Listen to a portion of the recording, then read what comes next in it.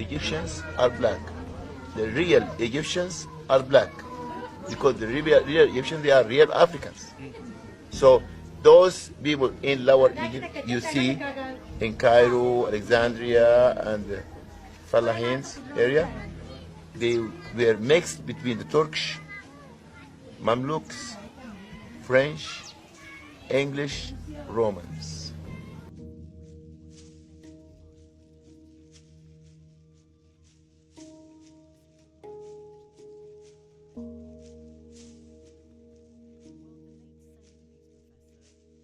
History is often shaped by those who emerge victorious, and the conquerors frequently try to erase any trace of their defeated foes. Countless civilizations have been lost to collapse, invasion, or absorption into others, and conquerors have long used lost languages, miseducation, and indoctrination to manipulate and control the populations they dominated. In the rise of the Western world, particularly under capitalism, this tactic played a key role. A new and unprecedented form of slavery emerged: childhood slavery. While slavery and indentured servitude had been practiced throughout human history, this version was especially brutal.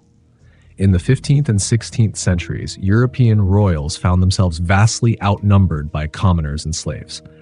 To retain their power, they introduced a caste system designed to sow division. This was the foundation for modern concepts of class and race as we know them today. During the colonial period, mid-1600s, there was no such thing as white people. I know some people who are now called white find that shocking. We didn't call ourselves white. We weren't all members of one big happy family. Are you kidding? Have you studied the history of Europe? The history of Europe was about killing each other. That's what we did in Europe. We just killed each other. Before we figured out there were other people to kill, we just killed each other, right? I mean, that was the history of Europe. The English hated the Irish, right? Northern Italians didn't even think that Southern Italians were Italians. The Germans hated everybody, and everybody hated their ass right back, right?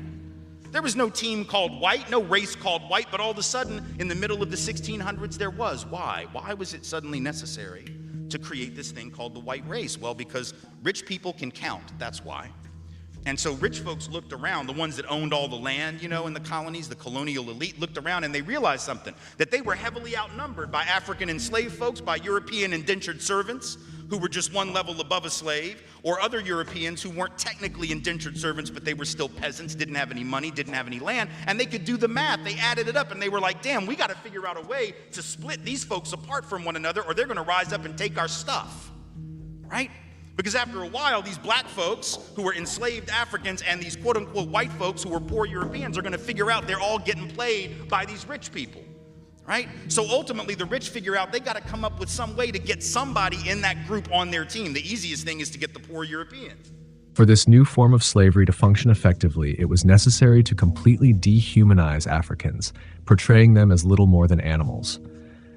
The elites had to convince the world that Africans were uncivilized and lacked culture. To do this, they crafted the myth of the Dark Continent, using it to rationalize colonialism and legitimize the enslavement of African people. The term sub-Saharan was coined to imply that black Africans were confined to regions south of the Sahara, but historical evidence shows that Africans were indigenous to the entire continent, including the Mediterranean region. Modern ideas of race and ethnicity are complex because ancients did not view skin color as the main marker of identity. The term black, as it is understood today, was constructed to create divisions in the past. In earlier times, people's identities were shaped more by their tribal affiliations or the nation states they belonged to, with skin color regarded as a minor, superficial characteristic. Darwin essentially suggested that in order to say that a species was subdivided into subspecies, which would be the equivalent of races, that the populations involved would have to be almost incipient species, okay? So a high degree of substructuring. I can tell you that you cannot use the idea of any difference or being able to tell a difference, either at the molecular level or physical level, as indicative of or requiring the use of the term race. So I say there are populations, but no races, and I'm not the first person to say that. all of these people are connected to each other, and dividing them in a way that implies a level of discreteness that the term race implies is inappropriate. Were there people with darker skin, lighter skin, curlier hair, less curly hair? Yes, there were.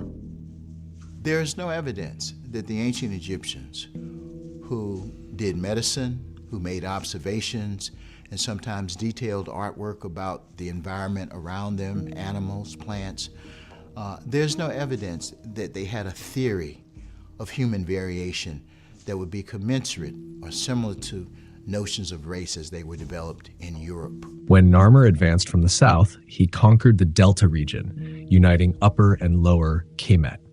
Upper Kemet became the political, spiritual, and power center of the nation, while the Delta, largely a wet marshland, was less hospitable.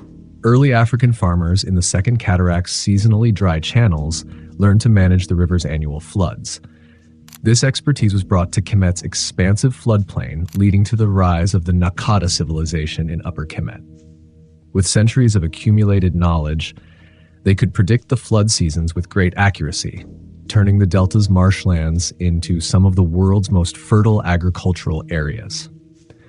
This same expertise contributed to the construction of the Great Pyramids, as their understanding of sacred geometry allowed them to align the pyramids almost perfectly along the cardinal directions, north, east, south, and west, within a 1/15th degree of true north.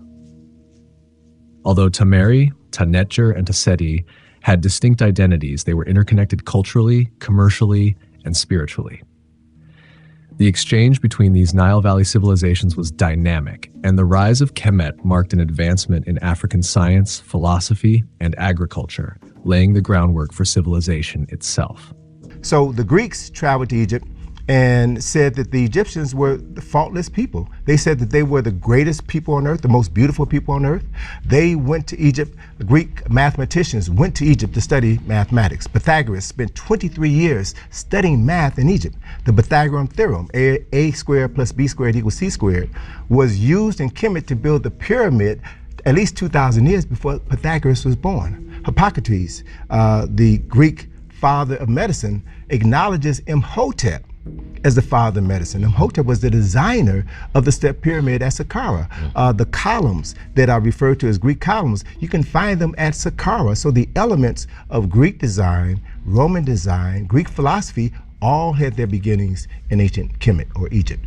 Around 1919, Breasted wrote an incredible book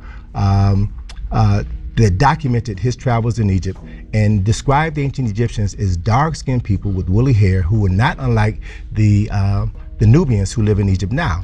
Well, this book was called Ancient Times, and it was a favorite book of John D. Rockefeller. He read it to his children all the time. And then Rockefeller decided to fund Breasted, gave him $1.5 million to establish the Oriental Institute at the University of Chicago. But he also had caveats with that contribution, in that in the second edition of Ancient Times, which was published around 1935, Breasted removed all references to the ancient Egyptians as being dark-skinned people, and he added a new chapter where he said that they were members of the Great White Race. Most of what we know about Egypt is viewed through Greek and Roman eyes. Egypt is a Greek word, Sphinx is a Greek word, pyramid is a Greek word. So until we can begin to interpret this indigenous African culture and civilization through an African lens, then we will always view them from a disadvantage. But there's George Reisner, who excavated in Sudan, and so many others who saw the historical truth, saw that black people who have been marginalized in this country and around the world, who have been enslaved because Pope Eugenius IV said that black people had no souls. So people did not look upon us as people who created anything of value. So I can understand how racists would say, oh no, well, these buildings could not have been built by black people. They don't have intelligence. These black people could not have written these great scripts. So they were operating under a false system of white superiority. So when they were confronted with the historical reality, they suffered what's referred to in psychology as an identity quake, cognitive dissonance. You know, they couldn't connect the dots, so they fabricated historical lies.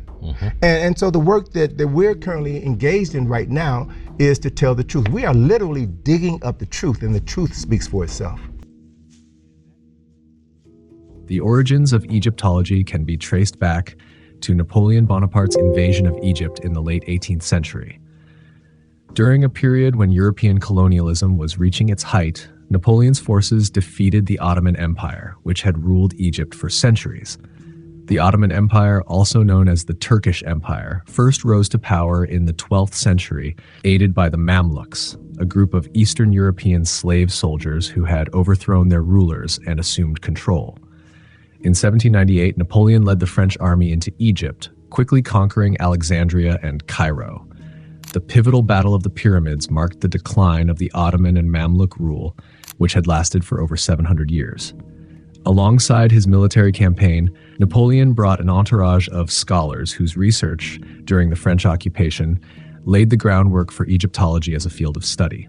However, this new discipline was also used to justify European imperialism. Jean-Léon Gérôme's famous painting, Bonaparte Before the Sphinx, reflects Napoleon's vision that the ancient grandeur of Egypt could be co-opted to bolster the prestige of French colonial ambitions. Many of the early archaeologists came to the study of ancient Egypt and ancient Nubia from the perspective of Semitic languages or the study of the Hebrew Bible, and it was very important to them to bring Egypt specifically into the sphere of biblical studies. And so they had to carve Egypt away from Africa to bring it into that sphere. And the way that they did that was they used race. So these early archaeologists effectively made ancient Egypt white in the sense that they made it part of a dominant Western culture, and ancient Nubia was separated from that. It was black. And this was how they took Egypt out of Africa and put it into this Semitic sphere, this biblical sphere. And so it's imperative that we go back and continually reassess the things that we take as facts. From its inception, Western academia's fields of Egyptology and anthropology have been marred by anti-African bias, often rooted in racist ideologies. One notable example is the discovery of the famous bust of Queen Nefertiti by German archaeologist Ludwig Borchardt in 1912 at Tel El Amarna, Egypt. When the bust was unveiled in 1923 at the Egyptian Museum of Berlin, it became a cultural icon and a standard of beauty for both Berlin and Egypt. However, the authenticity of the bust has long been questioned by scholars. After 2 decades of investigation, Swiss historian Henry Stein made a groundbreaking claim that the Nefertiti bust might in fact be a forgery. His research, presented in the documentary The Mysteries of the Nefertiti Bust, offers compelling evidence that challenges the bust's authenticity and raises new questions about the artifact's origins. What first made the academics suspicious was the exceptional state of conservation of Nefertiti's bust when it was discovered. The object was incongruous. It bore no resemblance to any other 3,300-year-old busts from Egypt. To historian Henri Sterlin, the bust of Nefertiti is simply too well preserved, or, as he puts it, too new to be true. Numerous archaeologists, Americans, Italians, French, have expressed their doubts about whether the bust is genuine, but none of them have made their doubts official. So we've decided to stage our own inquiry. Borchardt is very precise in his notes from the dig. He states he found large quantities of pigment, adding they were all still quite usable. But if this was an experimental copy, how is it Borchardt never spoke of it to his team, nor in his meticulous notes? According to the historian, on the 5th of December 1912, the archaeologist was in Cairo. He learns that one of Germany's princely families is passing through and wants to visit his archaeological digs. Caught unprepared, Borchardt rushes back to Tel El Amarna. He arrives on the 6th of December 1912, which was meant to be a day off for his workers. He immediately sets them back to work.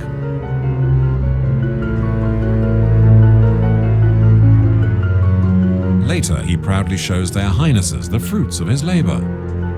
In an excess of zeal, one of the dig foremen, An Egyptian called Senussi disappears briefly during the visit, then returns with a bust of Nefertiti. The royals are delighted with such a masterpiece, and a photograph immortalizes the moment, leaving Borchardt apparently no time to explain it was a copy and not the real thing. Henri Sterlin claims the photo is what trapped the archaeologist.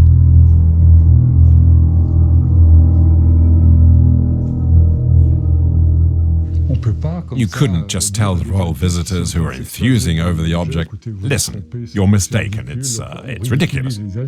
It would make a mockery of the royals. It was simply not possible to tell the truth, or the royals might have been covered in ridicule, and that would have been lèse-majesté, or treason, which at the time was very serious indeed and could have ruined Borchardt's career and life for good.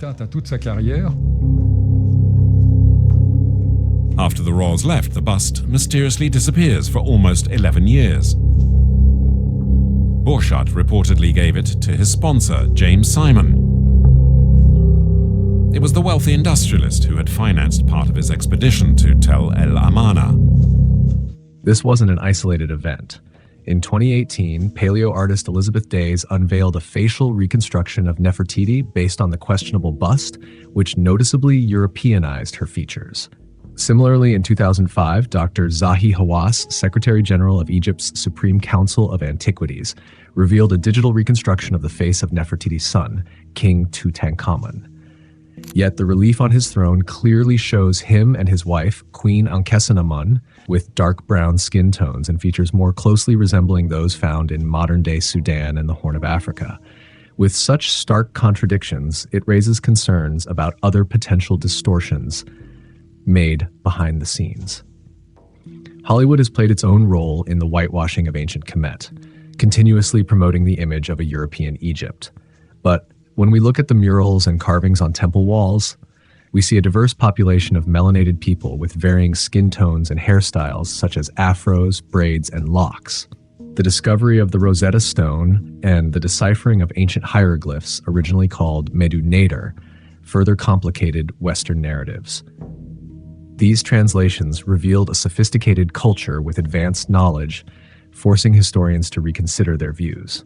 To sustain their constructed narrative, the term Sub-Saharan Africa was coined, intended to divide the achievements of ancient Egypt from the rest of the African continent, despite the evident cultural and geographic continuity. In a BBC News Africa interview, Dr. Zahi Hawass, a prominent figure in Egyptology, revealed the discipline's hesitation to acknowledge the Black African roots of ancient Egypt.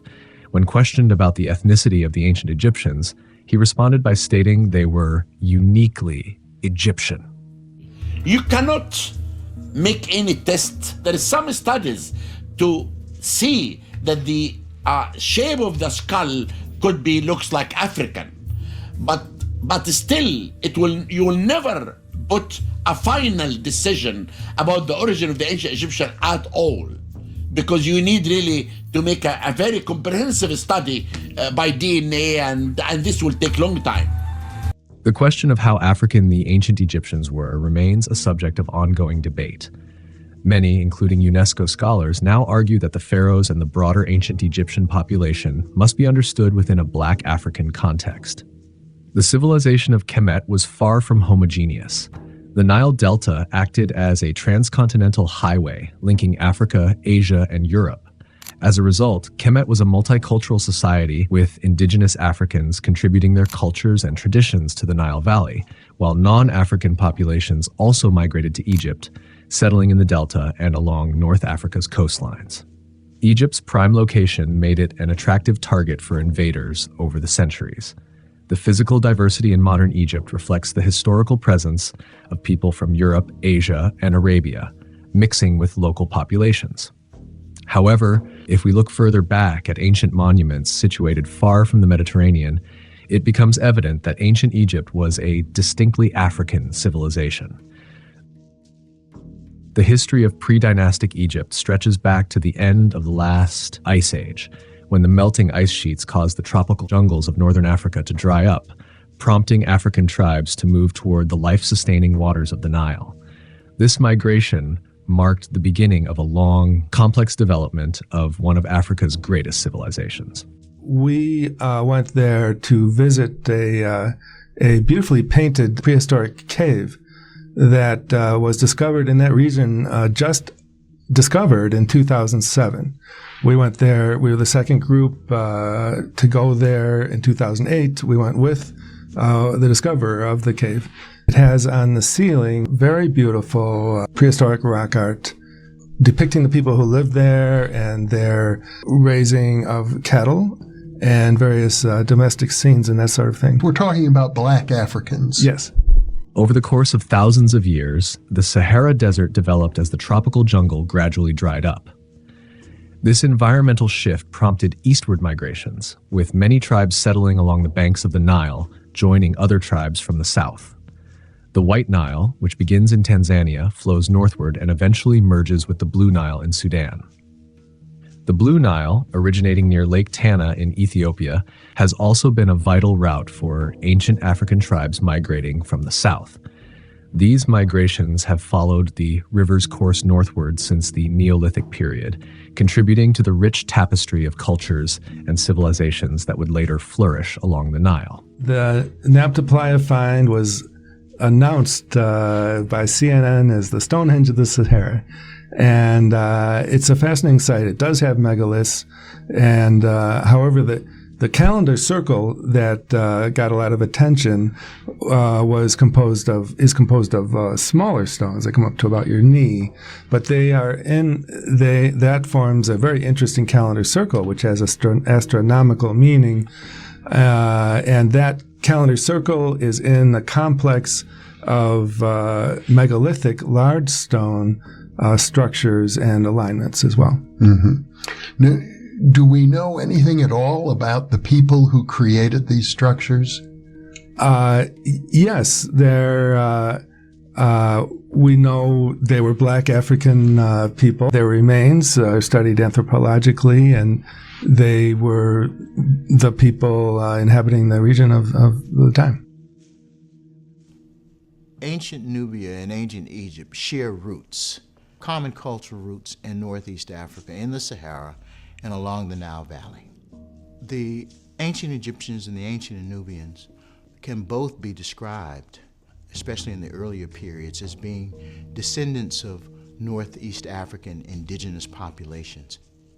As one writer said, all of these people are Africans, and I define Africans as people whose biological histories have emerged and their identities have emerged in Africa, and where any mixing that took place on African soil.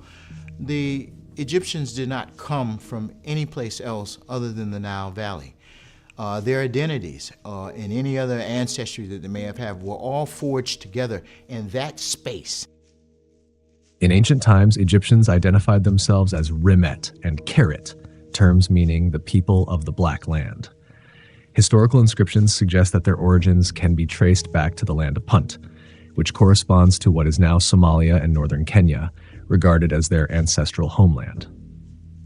The earliest great civilization in the Nile Valley was Techeti, which extended from Nubia to Upper Kemet, laying the foundations for the rich cultural and historical legacy of the region. Yeah, that area became hyper-arid, extreme desert around 3400 BC. Mm-hmm. But before that, the climate was different. Yes, it was more moderate. There were seasonal rains, and at the site that I studied, the ancient site that I studied, Napta Playa, even that would fill up seasonally as a seasonal lake bed. They call it a playa. Mm-hmm. We call it Playa now. The cattle cult and the Sirius and the cattle iconography was very important to them, as well as in ancient Egypt, which came later. So there are many elements, clearly, of the culture that was operating at Napta Playa in the earlier time that moved to the Nile Valley and became the ancient Egyptian dynastic civilization. The Napta Playa stone circle, recognized as the world's oldest astronomical site, is situated in present-day Sudan.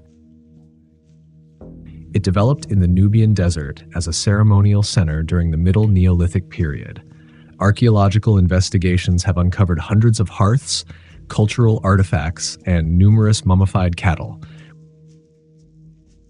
And one of the important correlations is which you as an astrophysicist studying archaeoastronomy pay attention to, is similar alignments found in the Giza Plateau where the Great Pyramids are. So in ancient Egypt, the heliacal rising of Sirius heralded the timing of the floods. The Nile flooded every year at about the same time, just after the heliacal rising of Sirius. Mm-hmm. Ancient Africans at Napta, Playa engaged in the study of equinoxes from approximately 9000 BC to around 3400 BC.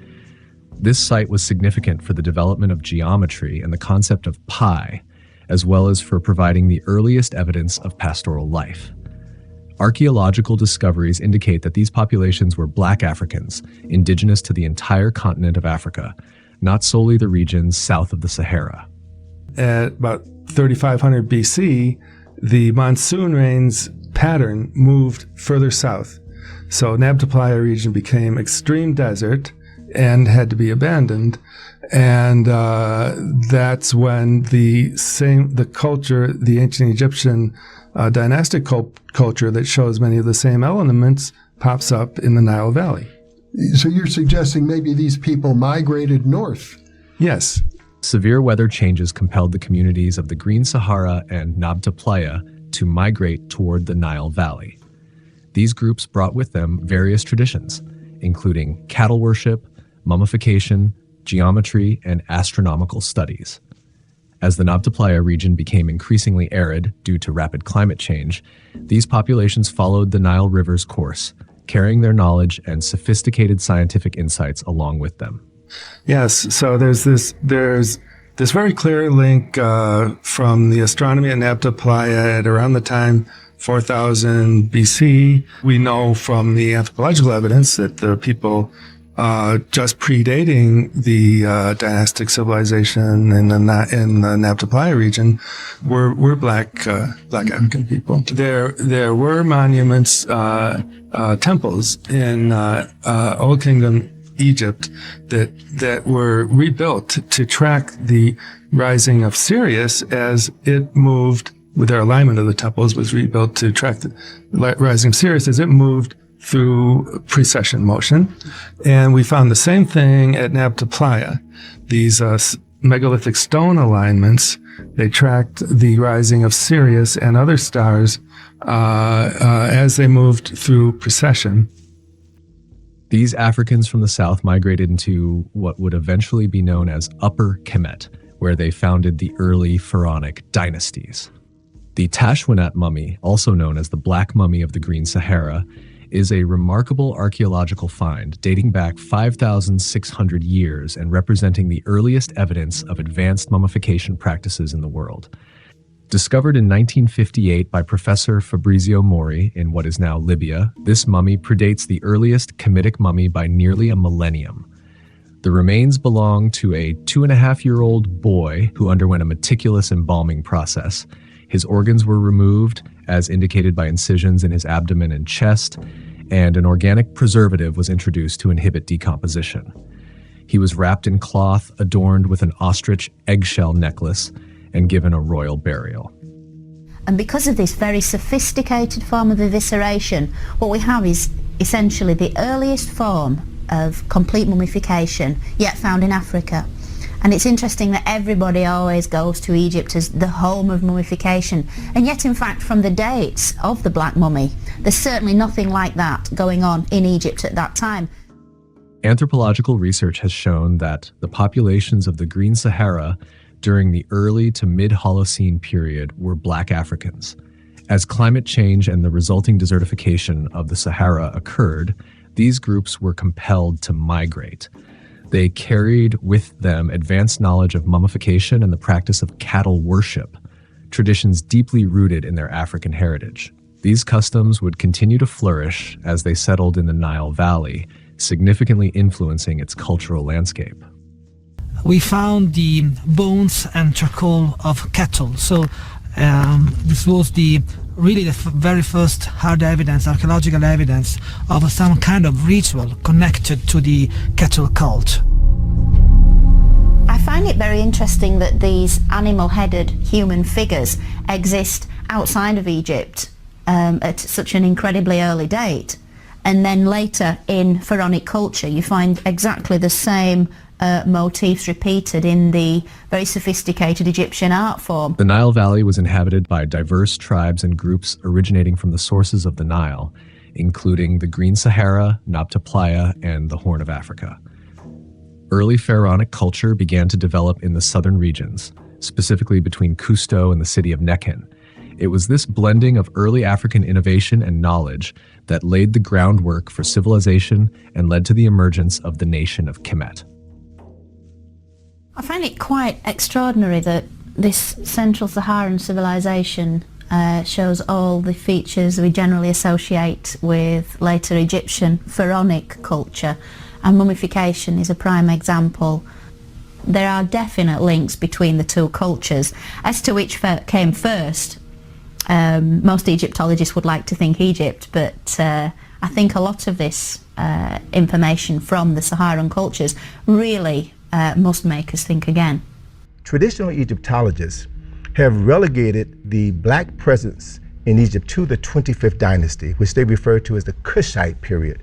It's a period of time in the 8th century BC when indigenous Africans from Kush came into Kemet, which had fallen on hard times. It was invaded by Libyans and Assyrians and others. They came into Kemet to restore the land of their ancestors. Those were their specific words, to restore the land of their ancestors. And for approximately 100 years, 5 African rulers, Kushite rulers, came into Kemet, drove out the foreigners, and then rebuilt Kemetic culture and civilization. And in the process of rebuilding this ancient culture and civilization, they referenced their ancestors' legacy from 2,000 years earlier. The Libyans, who served as mercenary generals for the Egyptians, gradually infiltrated Egypt's power structure, eventually establishing the 22nd dynasty.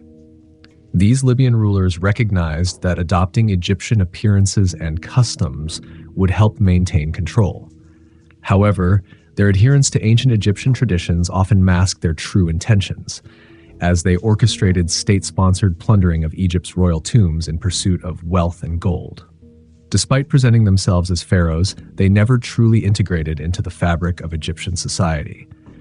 Egypt needed a regime that could reconnect with its rich history, and by 747 BC, that connection was made when the Kushite rulers from Nubia emerged. The religious and cultural ties between Kemet and Nubia are profound. When the Libyans occupied Kemet, Nubians from the kingdom of Kush marched north to restore order. Although Kemet was weakened by repeated invasions, the Kushites sought not to destroy, but to reclaim and revive its former glory. The Kushites invested considerable effort into rebuilding Egypt's monumental structures and temples, contrasting sharply with the Libyans and other Asiatic invaders who came solely to plunder. The Kushite pharaohs constructed columned temples with pylon gateways and contributed to the Great Ammon Temple complex at Karnak. They also preserved the Old Kingdom's religious texts, such as the Shabaka stone, on which King Shabaka inscribed, "I found the writings of the ancients damaged, and I restored them better than they were." Devoted to Egypt's traditional gods, the Kushites displayed a deep reverence for Egyptian beliefs, particularly those associated with the sacred sandstone mountain, Jebel Barkal, viewed as the mythical mound of creation from which the god Amun emerged. As the Kushite kings grew in military strength, they laid claim to Egypt. When King Playa led a Kushite invasion of Egypt in 747 BC, he did so not to plunder or destroy, but to restore and rebuild, founding Egypt's 25th dynasty. In this endeavor, the Kushites left a lasting legacy of renewal and resurrection.